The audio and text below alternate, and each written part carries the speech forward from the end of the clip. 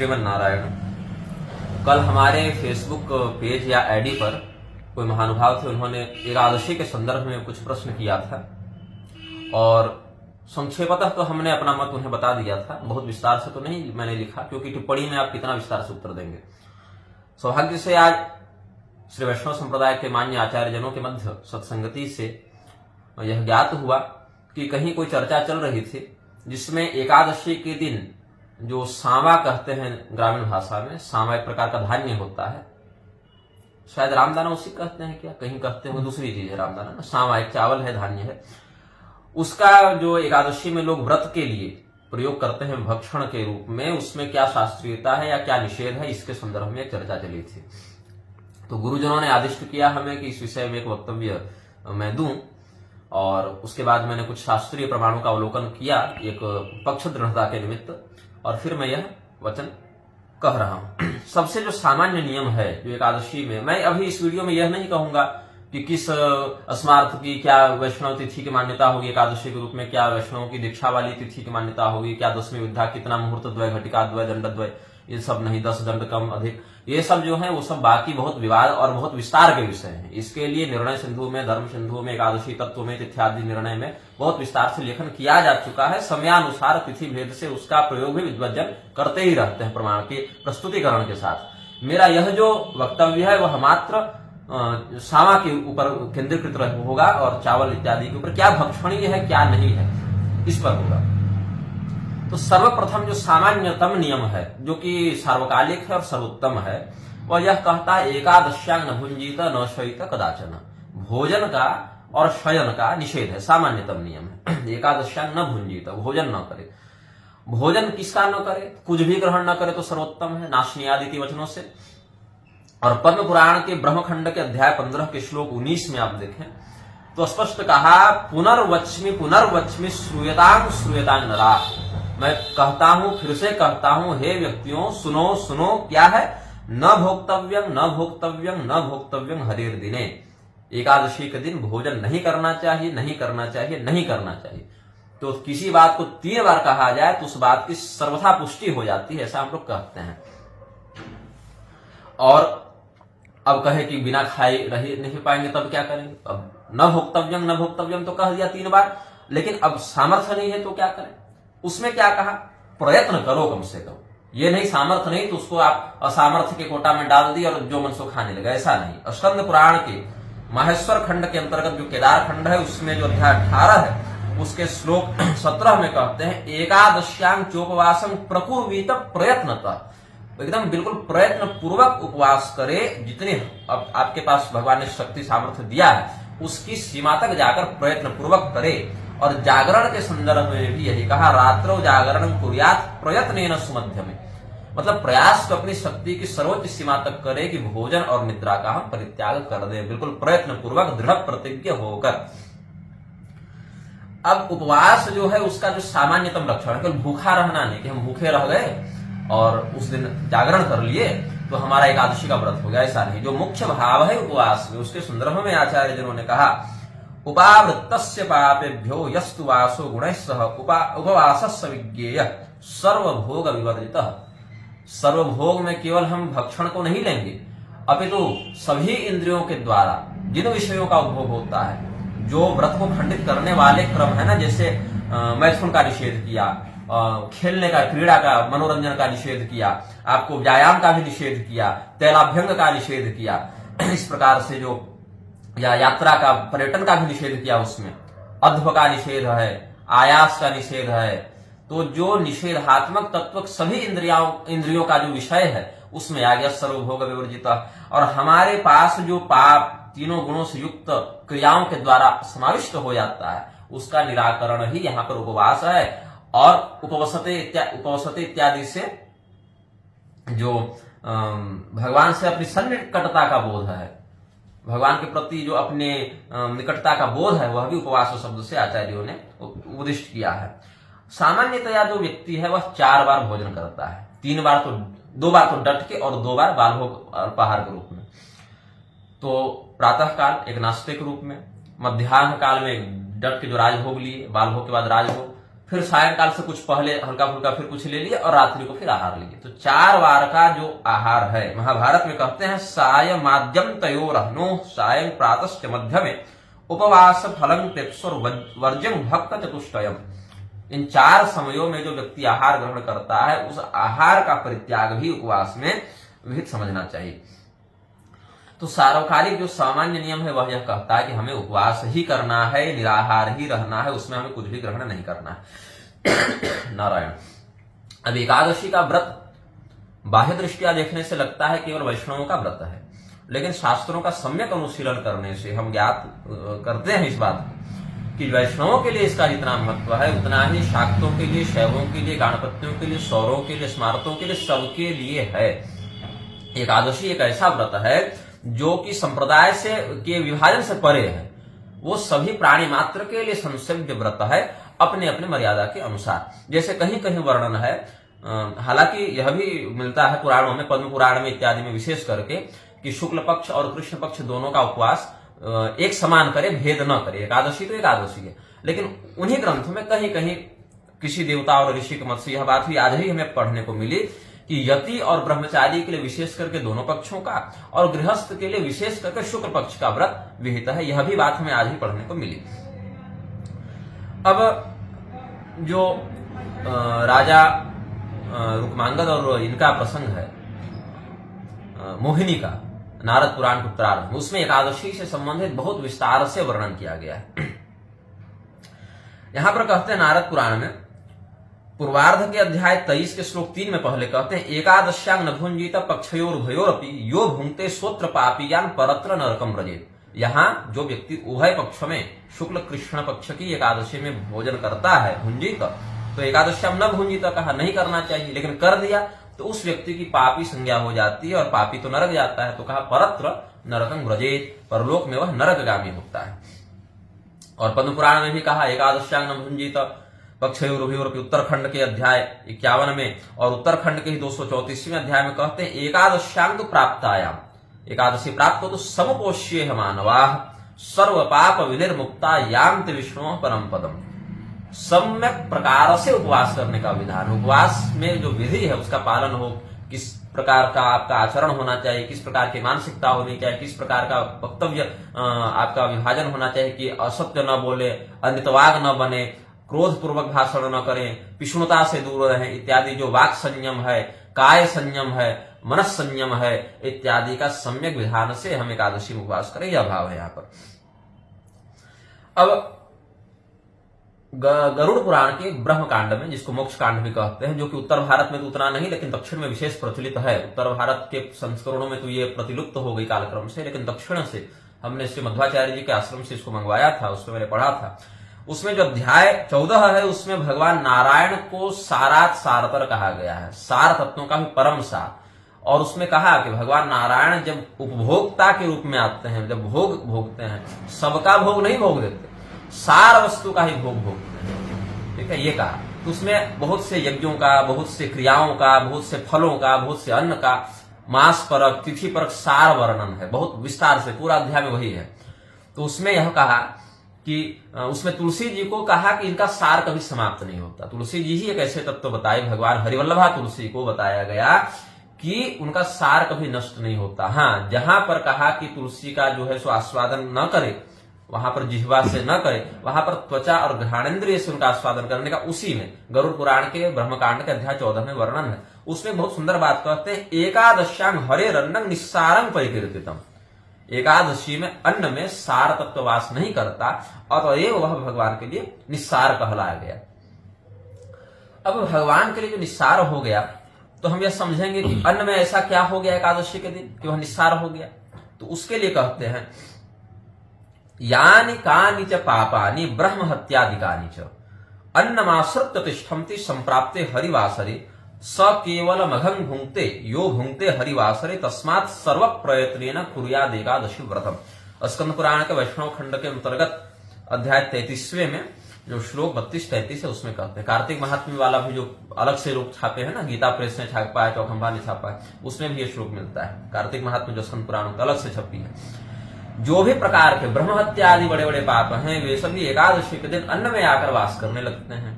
अतएव अन्न की निस्सार संज्ञा भी हो गई और अन्न त्याज्य भी हो गया, अभक्षणीय हो गया उस दिन। अतएव जो उस दिन अन्न का भक्षण करता है वह पाप का ही भक्षण करता है, ऐसा समझना चाहिए। और ऐसा विचार करके उस दिन प्रयत्न पूर्वक मनुष्य उपवास करे, यह शास्त्रीय मर्यादा कहती है। क्यों? इसका स्पष्टीकरण आपको मिलेगा ब्रह्म वैवर्त पुराण के ब्रह्मखंड के अध्याय 27 का मेरे पास प्रमाण उपलब्ध है। प्रारंभिक श्लोकों को देखें 6 से 9 तक। अन्नं विष्ठा जलं मूत्रं यद विष्णु रनिवेदितम। आप एकादशी हो चाहे न भी हो, यदि भगवान को निवेदित किए बिना आप खा रहे हैं तो क्या है? वह अन्न विष्ठा के समान और जल मूत्र के समान है। तो भगवान नारायण को निवेदित किए बिना, अब इसमें कोई शैव या शाक्त परंपरा का व्यक्ति यह नहीं कहे कि हम तो इनकी दीक्षा में है तो हम उनको भोग लगाएंगे, मेरे इष्ट का क्या होगा। या अपने इष्ट के परंपरा में गिनना चाहिए मेरी दृष्टि में, कि आप जिस परंपरा की दीक्षा से युक्त है अपने इष्ट के प्रति अन्न का जल का निवेदन करें। लेकिन फिर भी हरिवासर का हम प्रकरण कर रहे हैं तो यहाँ विष्णु परक अर्थ करेंगे। विणमूत्रम सर्वथा प्रोक्तम अन्नम च हरिवास। एकादशी में तो हर प्रकार का अन्न विणमूत्रमय विष्ठा मूत्रमय ही माना जाता है। अतएव ब्राह्मण कामतोन्नं च यो भुंक्ते हरिवासरे त्रैलोक्य जनितं पापं सो भी भुंक्ते न संशय। स्वेच्छाचार पूर्वक कामाचार पूर्वक जो ब्राह्मण भी यदि हरिवासर को एकादशी को अन्न का भक्षण करता है तो त्रिलोकी में जितने पाप हैं उनका वह भक्षण कर रहा है, मतलब उसमें वह वास कर रहे हैं, प्रतिष्ठित कर रहे हैं। क्योंकि अन्न से ऊर्जा का निर्माण होगा, रस का निर्माण होगा, जो शरीर को व्याप्त करेगा रस, तो वह रस ही पापमय होगा तो शरीर भी पाप कलेवर हो जाएगा। अतएव नारद को कहा भगवान ने, न भोक्तव्यं न भोक्तव्यं न भोक्तव्यं च नारद गृहभिर ब्राह्मणैरन्नं संप्राप्ते हरिवासरे। और केवल ये नहीं, वैष्णव के लिए नहीं, आगे देखिए, गृही शैवश्च शाक्तश्च ब्राह्मणों ज्ञान दुर्बल प्रयाति काल सूत्रं च भुक्त्वा च हरिवासरे। अब शैव हो चाहे शाक्त हो चाहे गृहस्थ सामान्य ब्राह्मण स्मार्त हो, गृही शब्द से यहाँ स्मार्त को लेना चाहिए क्योंकि संप्रदाय को अलग अलग नाम ले लिया। तो सामान्य गृहस्थ स्मार्त ब्राह्मण हो अथवा वह शैव हो या शाक्त हो, उससे मतलब नहीं, लेकिन ज्ञान दुर्बल अगर हो गया तभी तो भक्षण करेगा ना, क्योंकि ज्ञान है नहीं। तो जो शैव और शाक्त भी एकादशी को भक्षण करते हैं अन्न का, वह भी ज्ञान दुर्बल ही इस पुराण वाक्य के प्रमाण से सिद्ध हो जाते हैं और उनको कालसूत्र नरक की प्राप्ति होती है। अब इसमें प्रश्न उठता है कि जो असमर्थ है वह क्या करे? उपवास में जो असमर्थ वह क्या करे? तो क्या कहते हैं इसी में आगे देखिए, अध्याय 27 है अभी ब्रह्मवैवर्त पुराण के ब्रह्मखंड का, उसके श्लोक 12-13 में देखिए आगे जाके। उपवासा समर्थश्च फलं मूलं जलं पिबेत नष्टे शरीरे स भवेद अन्यथा च आत्मघातकः। भगवान ये भी नहीं कहे कि आत्महत्या कर लो, भगवान ने यह तो नहीं कहा कि क्योंकि भगवान भी तो शरीर में स्थित है, तो कर्षयन्तः शरीरस्थं का नियम भी तो लागू नहीं होना चाहिए ना। कर्षयन्तः शरीरस्थं भूतग्राम मचेतुषः माम चैवान्तः शरीरस्थं तान् विद्यासुर निश्चया। तो आसुर निश्चय हो जाएगा यह हठयोग कर देने से। हाँ, सामर्थ्य है तो बिल्कुल प्रमाद नहीं करे, और सामर्थ्य नहीं है तो ऐसा नहीं कि तड़प रहे हैं, पेट में एकदम कराह रहे हैं और कह रहे नहीं अब नहीं खाएंगे, ऐसा भी नहीं होना चाहिए। तो क्योंकि वह आत्मा को कष्ट दे रहा है, शरीरस्थ नारायण को कष्ट दे रहा है, तो शरीर का इस प्रकार से अशास्त्रभेद कर्षण अशास्त्रभेदं घोरं तप्यम ते तपो जना, ऐसा भी नहीं करना है। तो उपवास में जो असमर्थ है उनके लिए फल का विधान है, मूल का विधान है, जल का विधान है। मूल में भी जो गाजर शलजम ये सब है ना, वो मूल ये सब नहीं, मूल में भी जो ग्राह्य मूल है उनको लेना है, जैसे शकरकंद हो गया वो सब ले लें, कंदमूल इत्यादि में। तो उपवासा समर्थश्च फलं मूलं जलं पिबेत नष्टे शरीरे स भवेद अन्यथा च आत्मघातकः। नहीं तो शरीर की हानि होने से आत्महत्या का दोष लगता है। आत्महत्या केवल मर ही जाने पर नहीं है, अशास्त्रीय विधि से शरीर को कष्ट देना भी आत्महत्या की एक श्रेणी में आएगा। अब इस अन्न का क्या है? ऐसा अन्न जो हविष्यान्न हो वह ग्राह्य है। तो हविष्यान्न के दो आते हैं परिभाषा। एक तो जो वैश्व देवादि के द्वारा पुरोडासादि अथवा पुरोडासादि के द्वारा देवताओं के निमित्त अर्पित करके यज्ञावशिष्ट अन्न हो, उसकी भी हविष्यान्न संज्ञा है। और कहीं कहीं पायस को भी दुग्धादि से युक्त करके हविष्यान्न के रूप में हम परिगणित करते हैं। तो कहा सकृन भुंक्ते हविष्यान्नं विष्णोर नैवेद्यमेव च। थोड़ा सा मतलब जितना में आपका मतलब एक शरीर चल जाए, ये नहीं कि पेट भर के ठूस लिया और आओ डकार रहे हैं, ऐसा भी नहीं होना चाहिए। सकृन भुंक्ते, अल्प मात्रा में आहार संयम रखते हैं, थोड़ा सा ग्रहण करे, लेकिन वह भी ऐसे नहीं अपने बना के खा लिए। विष्णु और नैवेद्यमेव च, वह भगवान विष्णु का नैवेद्य भी होना चाहिए, मतलब थोड़ा सा बना के प्रसाद जो हविष्यान्न है, जिसमें सामा इत्यादि की मैं गणना कर रहा हूं ना, वो हविष्यान्न में आएगा। उसको बढ़िया गौ माता के दुग्ध में आप पका लें और उसको भगवान को निवेदित करके पालें। न भवे प्रत्यवायी स चोपवास फलंग लभेत। ऐसा करेगा व्यक्ति तो उसको प्रत्यवाय नहीं लगेगा, दोष नहीं लगेगा और उसको उपवास का फल भी प्राप्त हो जाएगा। ये हमने ब्रह्मवैवर्त पुराण के आधार पर बताया। अब इसमें एक बहुत सुंदर प्रमाण है जो राजा ने कहा है मोहिनी को नारद पुराण में, पुरोडासोपि वामोरु संप्राप्ते हरिवासरे। पुरोडास भविष्यान का निषेध करते हैं, जैसे हमने भी पुरोडास का कहा है ना, तो भविष्यान का निषेध में करते हैं नारद पुराण से। ये तो ब्रह्मवैवर्त से हमने बताया। अब नारद पुराण की बात देखते हैं क्या है। उसमें राजा का निजी मत है, ये मुनि वाक्य नहीं है। राजा वहां मोहिनी अपनी पत्नी को समझा रहे हैं और पत्नी उन्हें बलपूर्वक कह रही एकादशी को खा ही लो, परीक्षा वाला जो विधान था वहां वो समझाने के लिए कह रहे हैं। पुरोडासोपि वामोरु संप्राप्ते हरिवासरे अभक्षेण समः प्रोक्तः किं पुनश्चात्तन क्रिया। भविष्यान्न भी प्राप्त हो जाए, पुरोडास भी प्राप्त हो जाए, लेकिन एकादशी को तो अभक्ष के ही समान बताया गया है। फिर भोजन करने की बात तुम कैसे कर सकती हो, भविष्यान के अतिरिक्त तो भक्षण की बात कैसे कर सकती हो। तो शास्त्रीय वाक्यों में हम केवल श्लोक उठाकर नहीं बता सकते, देखना पड़ेगा किसने कहा, कहां कहा। अब एक जगह अकंपन ने रावण को कहा कि सीता जी का बलात्कार कर दो, वैसा भी अकंपन ने कहा है लंका कांड युद्ध कांड में। तो उसने बताया कि मैं अगर किसी स्त्री का बलात्कार करने जाऊंगा तो जो रंभा का श्राप है और पुंजिकस्थला का श्राप है, वो नलकुबर वाले प्रसंग में, पुंजिकस्थला के प्रसंग में, तो उसने फिर बताया कि भाई हमको तो मृत्यु हो जाएगी शापोसात। तो इसीलिए रावण को शाप था तो उसने बताया। तो अब वहां से अकंपन की उक्ति को कोई अगर रामायण से उठाकर कह दे कि नहीं रामायण में ये लिखा है, तो वह तो शास्त्र प्रमाण नहीं हो जाएगा। तो उस ग्रंथ में जो वर्णित बात है उसका वक्ता कौन है, उसका प्रसंग क्या है और किस परिस्थिति में वह बात कही गई है, इसके आधार पर भी प्रामाणिक बल को हम समझते हैं। तो राजा ने यह जो कहा यहाँ पर, यह विधान में नहीं कहा, अपनी पत्नी को समझाने के लिए कहा, ताकि वह इस बात की गंभीरता समझे कि एकादशी के दिन खाना कितना गर्हित है। इसकी गंभीरता को समझाने के लिए उन्होंने कहा है। अन्यथा जो गर्ग संहिता में ऋषि प्रोक्त विधान में बता रहे हैं उसमें क्या कहते हैं, पहले तो कहा गर्ग मुनि का ही है ना, गर्ग संहिता में इन्होंने कहा है, वज्रनाथ का प्रसंग है और गोपियों का प्रसंग है, उसमें ऋषि बता रहे हैं। पहले तो उन्होंने कहा एकादश्याम न भोक्तव्यम अन्नम चैव फलं तथा, अन्न भी मत खा और फल भी नहीं खा। अब अधभक्षण से अन्न शब्द का जो हम निष्पन्न करेंगे भूत, तो भाव बनेगा जो खाया जाए वो अन्न है, लेकिन अन्न और फल दोनों को पृथक कह के जो किया, वहां अन्न जो है सो आपको चावल गेहूं इत्यादि में लग जाएगा और फल तो फल है खैर। तो अन्नम चैव फलं तथा कहा।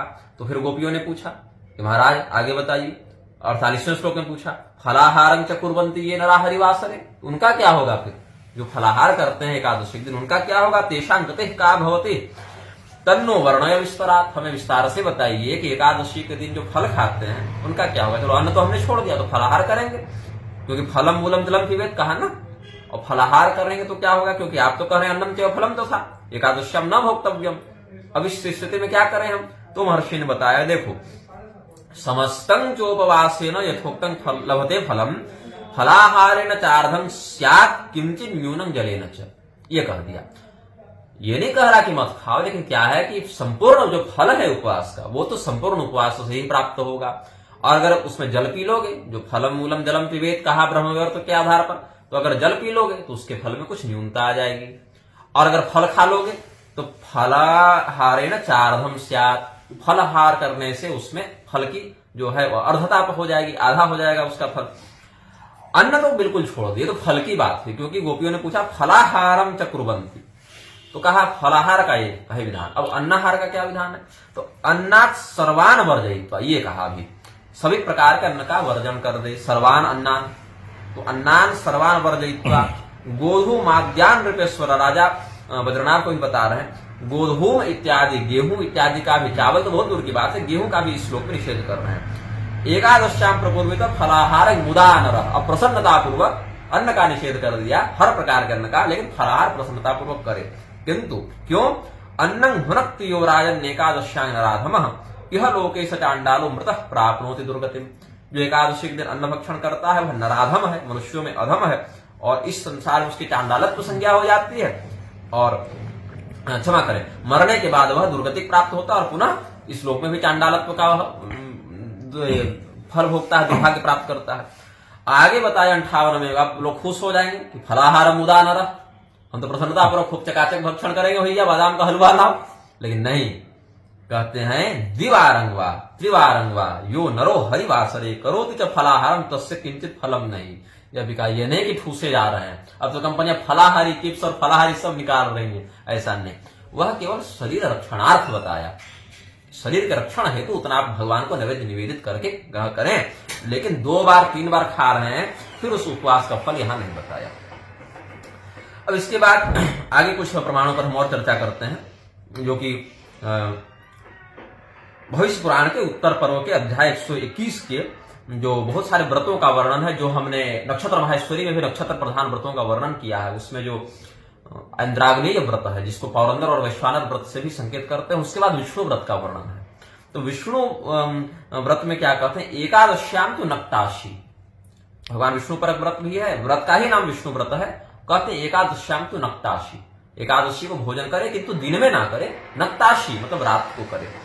और आगे फिर क्या दान करना है, कैसे चक्र बनाना है, शंख बनाना है, सोने का स्वर्णमय शंख चक्र आदि का प्रवर्तन कर। भैया कौन रहने दीजिए, कौन इंद्र और विशाखा के हैं क्या? हाँ, विशाखा के हैं।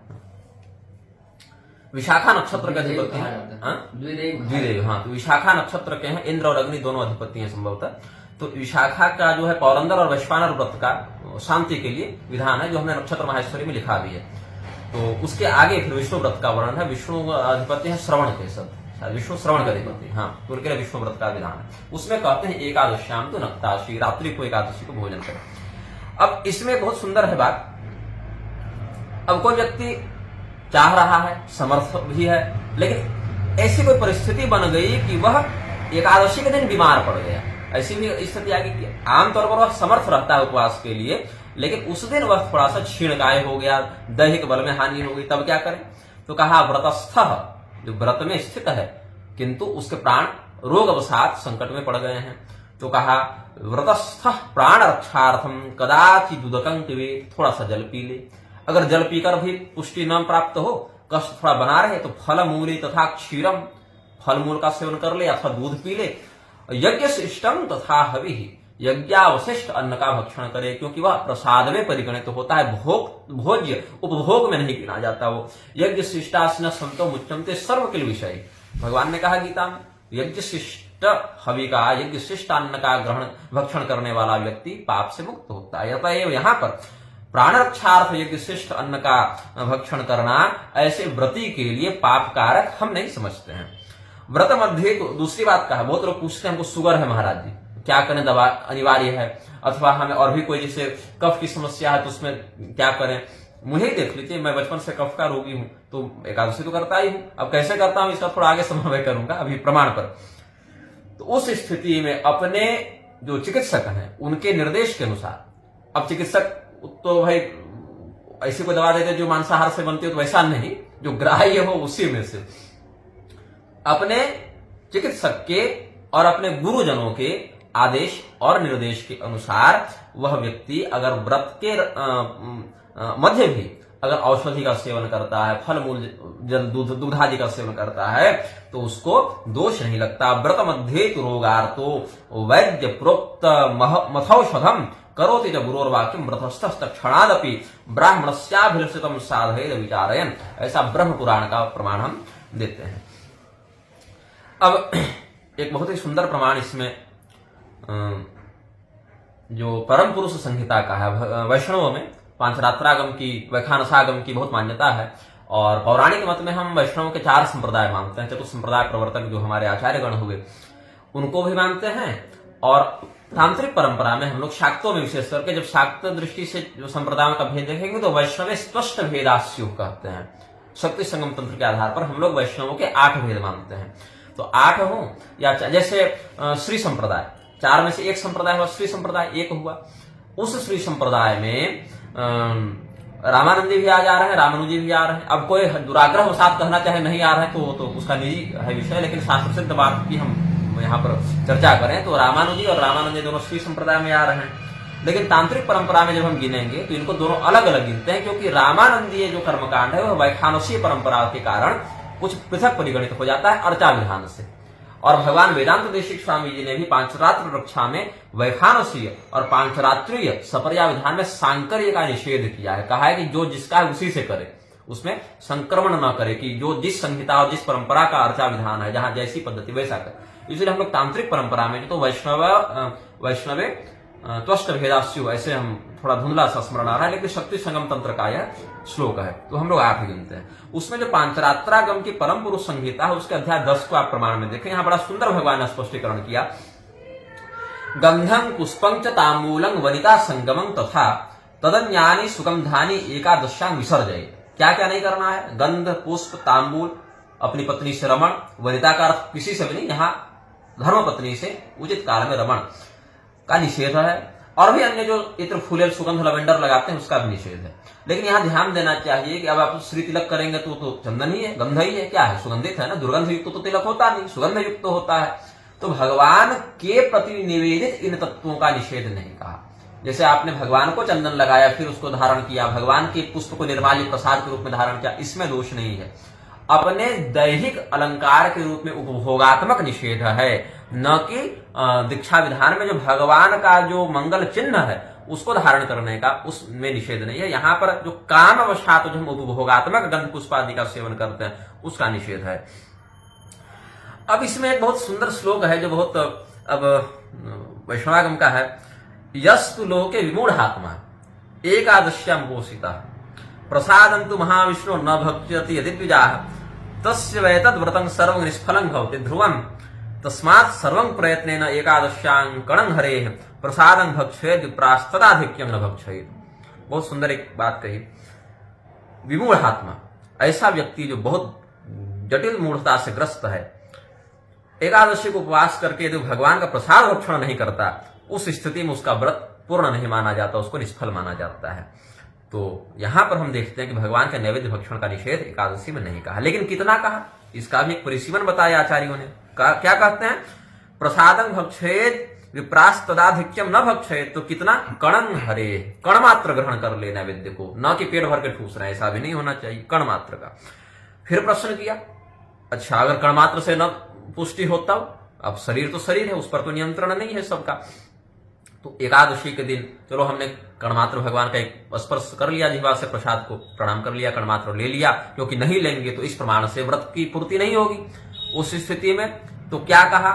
स्त्री बालक वयोवृद्धाद्यशक्ताश्च तु तद्दिने भोजनं वर्ज्य गोक्षीर फलादिश्चैव भक्षयेत्। यहां हमने पहले सबसे पहले जो कहा था एकादश्यां न भुंजीत न शयित कदाचन, उसमें उसी का एक और स्पष्ट प्रमाण दे रहे हैं।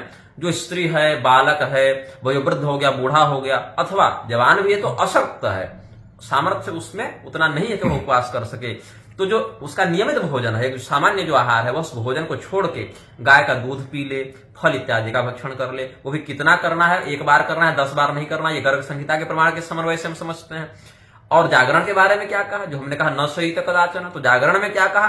रात्रौ जागरणं कर्तुम शक्ताश्चापि तद्दिने। एक पाठ और भेद मिलता है, शक्ताश्चापि मानवा, ये भी मिलता है। तो रात्रौ जागरणं कर्तुम शक्ताश्चापि तद्दिने नाम संकीर्तनैश्चैव कथालापैश्च श्रीहरेः कालक्षेपं यथाशक्ति कुर्याद् रात्रौ मुनीश्वराः। कि चलो भाई, अब जैसे मुझे चिकित्सकों ने कहा है कि आप जितना मानसिक श्रम करते हैं, जितना लेखन अध्ययन करते हैं, आपको 8 घंटे की नींद लेनी ही पड़ेगी, क्योंकि नहीं लेंगे तो बहुत ज्यादा मस्तिष्क में वो थकान हो जाती है, तो आपके स्वास्थ्य पर बुरा प्रभाव पड़ेगा। लोग देख भी रहे हैं कितना परिश्रम हो जा रहा है मुझसे लेखन अध्ययन में। तो क्या कहा भगवान ने? बड़ा अनुग्रह किया हम जैसे असमर्थों पर, अशक्तों पर, जो हृदय में भगवान के प्रति भक्ति रखना तो चाहते हैं लेकिन दैहिक कष्ट के कारण उतना नहीं कर पाते। तो क्या कहा? एकादशी दिन रात्रि को न जग पाओ, तो जितना शरीर एक अनुमति दे रहा है अच्छी स्थिति में, युक्ताहार विहारस्य के आधार पर, युक्त स्वप्नावबोधस्य के आधार पर, तो जब तक शरीर साथ दे रहा है तब तक जगे। और वो भी ये नहीं कि मोबाइल चलाते हुए जग है, रात भर बैठ गए, ये नहीं कि टीवी देख रहे, फिल्म देख रहे, नहीं, भगवान का संकीर्तन करते हुए। अब संकीर्तन न कर पा रहे हो, ठीक है, तो कहीं कोई बढ़िया कथा लगा के सुनने लगे, जो शास्त्रीय परंपरा से युक्त शास्त्र के वाचक हैं, प्रवक्ता हैं, उनका प्रवचन सुने, अथवा किसी सत्संग में जाकर चले गए, तो जब तक एकदम निद्रा से अव्यक्त न हो जाए चित्त, तब तक वह भगवान की कथा, संकीर्तन इत्यादि का आश्रय लेकर जगे रहने का प्रयास करे। कालक्षेपं यथाशक्ति कुर्याद् रात्रौ मुनीश्वराः, ये परम पुरुष संहिता के अध्याय 10 से हमने प्रमाण दिया। अब इस प्रसंग का अंतिम हम प्रकरण करते हैं आपको। जो मेरा जो व्यक्तिगत जो व्यवहारगत विषय है, हम लोग तो श्री वैष्णव की विधि से एकादशी नहीं करते, उसमें तो और कृष्ण विधि है कि आप दशमी को जो है सो पहले संकल्प ले लें, फिर रात्रि को भोजन छोड़ दें, अब क्षार लवणा आप करें, उसमें नमक रात्रि को भी न लें, क्षार वस्तुओं का सेवन न करें, जमीन पर सोएं, फिर अगले दिन उपवास करें, फिर उसके दिन ब्राह्मण भोजन करा के फिर अपना पारण करें। बहुत कुछ है, जैसे राजा अम्बरीश करते थे, महाराज रंतिदेव का भी बहुत दृढ़ हुआ है व्रत का, उनका विशेष प्रभाव देखने को मिलता है। उतना तो शाक्तों के लिए नहीं कहा, एकादशी मात्र के लिए कहा, हम लोग के लिए उतना तो नहीं पढ़े हैं हम, लेकिन ये कहा कि अब जहां तक मेरी बात है, अब मेरे साथ समस्या क्या है, सर्वथा निराहार रहना मेरे लिए संभव नहीं है शारीरिक दृष्टि से। बहुत विकट स्थिति में ग्रहण काल इत्यादि में जो हो जाता है, वेद काल इत्यादि का उपवास इत्यादि लगा के तो हम लोग कर लेते हैं, लेकिन मेरी दैहिक स्थिति अभी ऐसी नहीं है। पहले जब थी तो मैं करता ही था, अभी ऐसी नहीं है कि मैं पूर्णतया निराहार रह सकूं। न भोक्तव्यम कदाचन का मैं अभी पालन नहीं कर पाऊंगा। तो मेरे लिए क्या विकल्प भगवान ने बताया कि चलो ठीक है, फल खा लेना, दूध पी लेना। अब उसमें क्या समस्या है, फल और दूध में? अगर मैं कच्चा फल खाता हूं तो समस्या क्या है कि मुझे तुरंत सर्दी खांसी हो जाएगी, बचपन से सूट नहीं करता, एलर्जी टाइप की है उससे।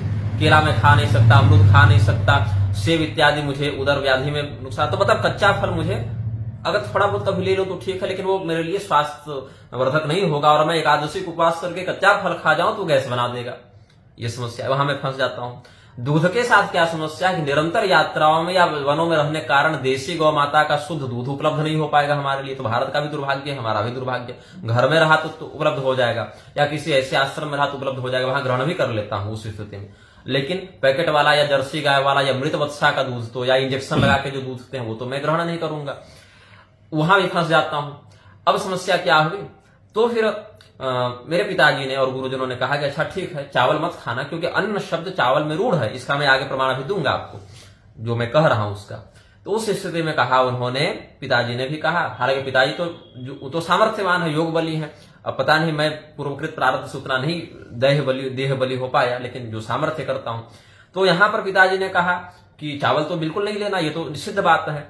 और ये जो रोटी है उसको दूध के साथ उपलब्ध है, दूध के साथ ले लेना।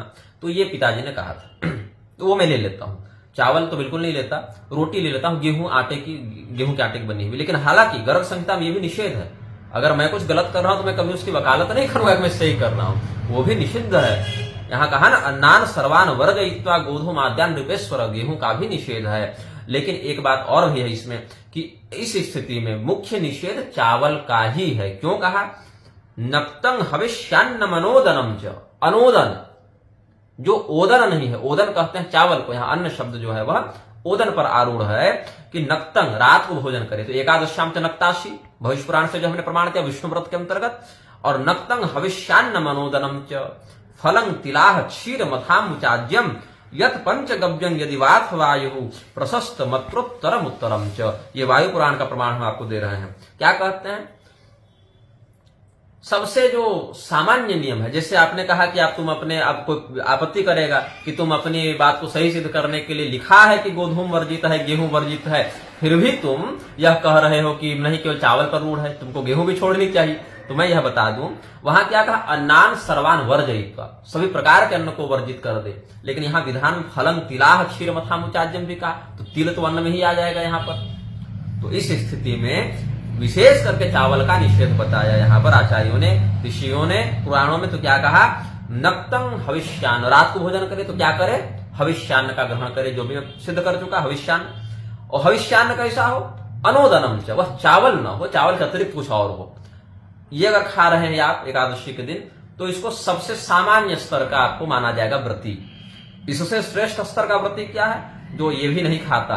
क्या खाता है? फल, दूध, घृत, जल, तिलादि का सेवन करता है, वह मध्यम स्तर का व्रती माना जाएगा। और पंचगव्य इत्यादि भी मध्यम स्तर में आ जाएंगे। और सर्वोत्तम क्या है? तो निराहार, वायु केवल, तो श्वास आ रही जा रही वही उसका आहार है, उसमें प्राण ही उस समय उसका वायु पर आश्रित हो जाएगा।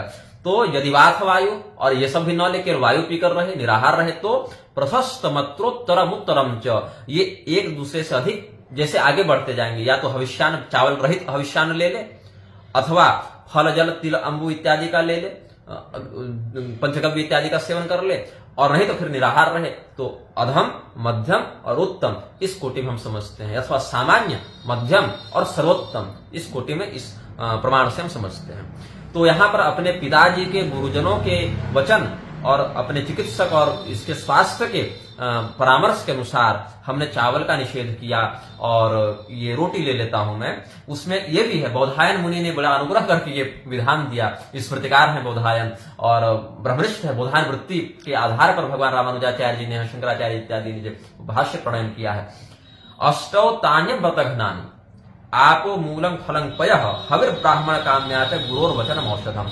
ये उन्होंने कहा कि जल, मूल, फल, दूध, भविष्यान्न, ब्राह्मण का जो आदेश है उसकी कामना पूर्ति, गुरु की आज्ञा और औषधि, ये 8 तत्व व्रत को खंडित नहीं करते हैं। तो इसीलिए अपने गुरुजनों के आदेश, चिकित्सकों के परामर्श के अनुसार जो हम अपने देह रक्षणार्थ, क्योंकि उसमें भी कष्ट पाएंगे, रोग होगा तो कर्षयंत शरीर स्थन के आधार पर पाप लगेगा, तो मैं चावल तो नहीं लेता।